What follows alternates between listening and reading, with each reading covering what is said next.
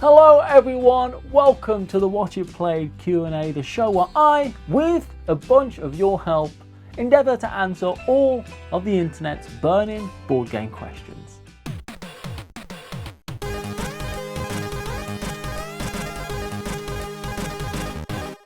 We begin this month with a new batch of quandaries. We've got our first question, and that is, I'm preparing for my annual board game getaway. 6 players, 4 nights, can't wait. What would you bring? I'm bringing almost every game I own that will play 6. And they go on to mention a few games. John Company, 2nd edition, Age of Steam, Concordia. The way I feel about this is don't bring any 6-player games at all. Bring 3 and 4 player games and separate into 2 groups that don't talk to each other for the entire event. I very rarely want to play the big old Euro at the full 6-player count. I mean, maybe something like Scythe would be a great example, though I guess it's not the big old Euro, but it's adjacent. It just takes so much longer at that player count, but I can see the excitement of playing it at that player count. Railways of the World is another one. It's a very exciting game when the whole table is all standing up and going, I need that 1 cube so bad, you have no idea how much. What a game. Yeah, I'm always going to say, just play 3 and 4 player games. If you're going to play a big 6-player game, make it light and breezy, But that's not what everyone wants. If you do want to play a bigger game at 6 players, I have a few ideas. The first one is Power Grid. Just play Power Grid. Power Grid is the game that's so popular, so successful, but still feels like an underdog when compared to other games. It's a masterpiece of mathematics and powering stuff and messing everyone else over, and also auctions. Love Power Grid, great at 6 players. Another one is Keyflower, one of my all-time favourites, along with Power Grid.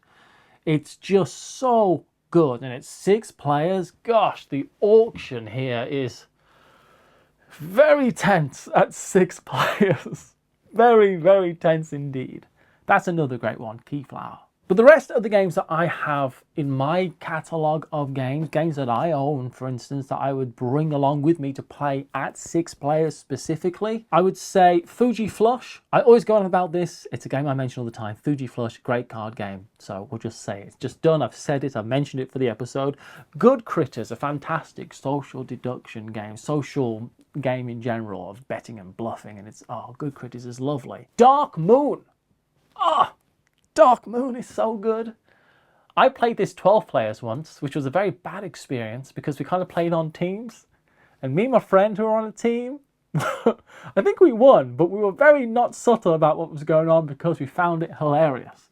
But Dark Moon is Battlestar Galactica, the dice game, technically, but it's obviously a new, different theme of betrayal and looking at your dice and saying, I have no +2s. I only have -1s. Everyone is going to think I'm the traitor. Good. I am the traitor. It's fantastic. Cursed Court is a fantastic betting game that really shines at higher player counts, even if you're not going to get quite as many points at higher player counts.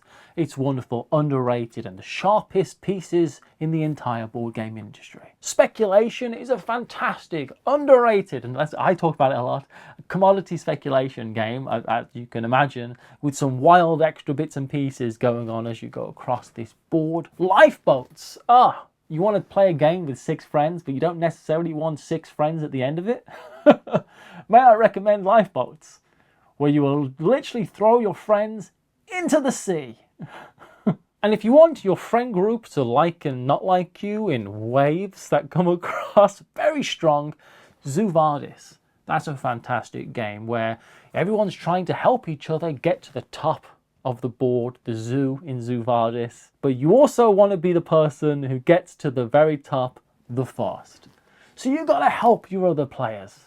Who wouldn't? Until that last time, when I said I was going to do something, I'm actually not going to do that. Turns out I backstabbed you. I'm Brutus now. What 6-player games would you recommend? And I am interested in the bigger Euro games because that's what this person seems to really want to play. But of course, what fantastic other little 6-player card games are out there that I can go and buy. That's only in German. That's what I want. Let me know. Before the next question, it's time now for the sponsor who, in part, helped make this episode possible. This episode is made possible in part by Tavern of the MonsterCraft Cauldron, the biomimic monster generator and RPG campaign setting for 5th edition and Lone Wilderlands. The Taverns of MonsterCraft Cauldron system designs completely new monsters from the cells up, and all in an instant, not eons of evolution. As a result, you can craft unique 5th edition compatible creatures in seconds, based on real world biology wrapped in a detailed campaign setting. Create your own RPG monsters manually, mid-play, in minutes. With a dozen dice rolls, there's billions of possible beasts, because this is no mere menu list of monsters, no random table of existing foes. Nay, this is an RPG version of Primordial Ooze, the blending of natural selection and fantastical inspiration. Follow the link in this video's description to back Taverns of MonsterCraft Cauldron on Kickstarter during its campaign, with late pledges running through December. Then get ready to roll, write, and fight. The next question is, what's a game that would be much more popular if it were better looking? And the reverse? Question mark? This is always the problem I run into. Oftentimes the games I bring to game night are weird, old, ugly, difficult to understand. Not unlike myself. We've spoken about reboots and reprints a lot on this series. And in a way, I suppose this is saying what game needs a reprint, reboot, but with different art. But I want to focus instead, normally it's about old games that kind of look not great. I like them, but old games that don't look great, that's like, oh, this is brilliant. We just talked about Zoo Vardis, which was made from Quo Vadis, which I tried to get people to play for years. They wouldn't. Now everyone loves Zoo Vardis. But this emphasis, I think, is on some modern games that came out and you think, oh, they should have tried again with the art, maybe. I've got one that I'll pick, I'll sod it, I'll pick two. Why not, I say. I've got two ideas for this one. And I won't even mention Nullen Nichtig or Knizia. Who knew it was possible? The first one is on my shelf right here, Skate Summer. Not because the artwork is bad or the theme is bad. In fact, the artwork and the theme perfectly pair together with the game. It really does have that Skate Summer type of Nickelodeon almost feeling board. But the problem with a Nickelodeon feeling board is like a bus seat from the 1970s.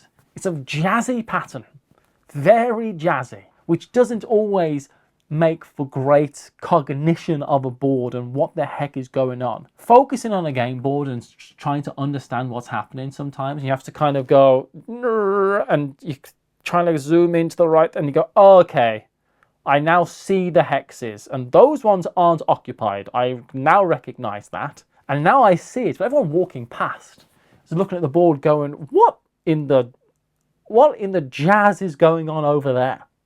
Who knows? I like the way Skate Summer looks. I love the way Skate Summer plays. It's one of those games I played it once at a convention. My friend said, I've just played this game. You need to play it. And we played it. I thought, wow, this is fantastic.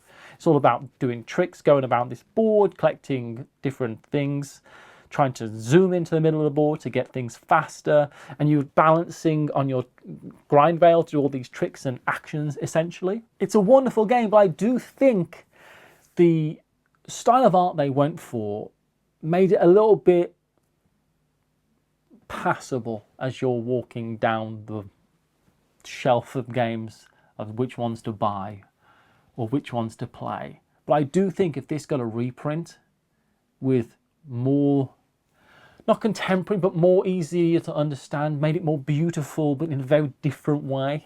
I can't really describe what I'm thinking of, but imagine Skate Summer, but it's Wingspan art, you know, if that makes sense. I think it would have done much better because the quality of the gameplay there is there. It's fantastic. Did I say the quality of the gameplay there is there? I stand by that sentence. That made sense. And the second one is almost exactly the same critique. It's Blackout Hong Kong, which is very dark, isn't it? It's an incredibly dark board. I think they reprinted it with a lighter board.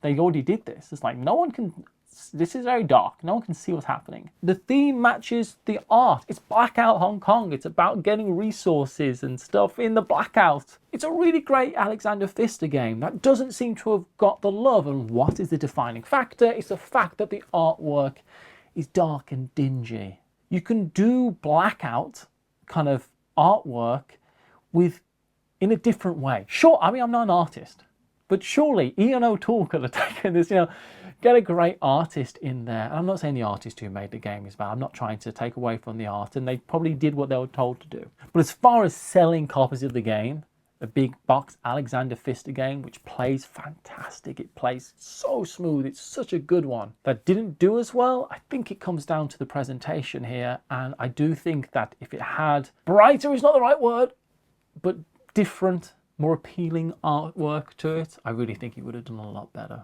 How about you? We're looking for modern board games that if the artwork was tweaked, redone, revamped, it probably would have done a lot better. I'm always interested to know about those because I like weird artwork. I own Skate Summer and Blackout Hong Kong. I'm in. And the final question this month, it's interesting. It's, have you ever learned anything about the real world from board games? Well, I have got a lot of answers right on University Challenge because of board games. I'm like, oh, that's Teotihuacan. I know that. And I get the points, and people look at me and go, how do you know this? It's like, oh, it's a game. It's because it's a game. Yeah. Oh, that was a Qin dynasty, I think, is the answer to that question. How do you know that? A game. It's because of games. Which is why it matters sometimes that publishers and designers get at least the historical facts of the matter correct. Sometimes they don't, do they? I mean, I did learn that if you mix red wine and white wine together, that's how you make rosé. That's fact, according to viticulture. Is that not how it's done? How do they do it then? Have I learned anything though from board games? I mean, obviously other than the social interaction, how to be a good winner, how to be a good loser, basic mathematics, basic hand management, resource, all those type of things. But I think we're here talking about the interesting facts we've learned from games. For me, I think the main thing that I've learned from games is that little insight into different worlds all around the world and beyond because of board games. And it's given me a little look inside. I can see the castles at Carcassonne and recognize that those are the castles at Carcassonne. I can look at different armies fighting and go, oh, I think that's this type of battle. Those are these types of soldiers. And if you're into war games, you'll certainly learn a lot of history. And hopefully just from the reading the blood, because the aim is to try and make it play out differently. And I'm pretty sure the French won that one. At least they did what I did, so you don't take it too seriously. But getting these little bite-sized glimpses of places, I've written a few down, like Positano, Embarcadero, Sagrada, Stevenson's Rocket, Trajan, Asante, Hanamakoji, Yokohama. All games that I have, and all games that I feel like I've learned a little insight into the world, the culture, the people, what it might be like to be there. I've learned that from board games. And while I can't say I've learned a bunch of hard facts, I think board games have kind of opened up the world to me a little bit from my table. And I like that about them. I don't know if it's a duty that board games have, but it's certainly nice when they do it. Obviously, be careful not to think, I'm pretty sure the Sagrada Familia is made out of dice. I'm fairly positive that's not the, I don't think that's what board games are here for. And obviously, I mean, we could all say trivia games. I guess you learn a fact in a trivia game, but I don't think that's what they mean. The key thing I've learned from board games is just those insights into the world, a little glimpse. And that's a lot. How about you? What things have you learned and from which games about the world? Let me know. Give us some board game facts below. That's always fun, actually. But until next time, everyone, thank you so much for watching. I appreciate you so much. We'll see you next month for another Q&A. I'm Matthew, and until then, be kind to yourself, play some games, and I'll see you next time. Bye.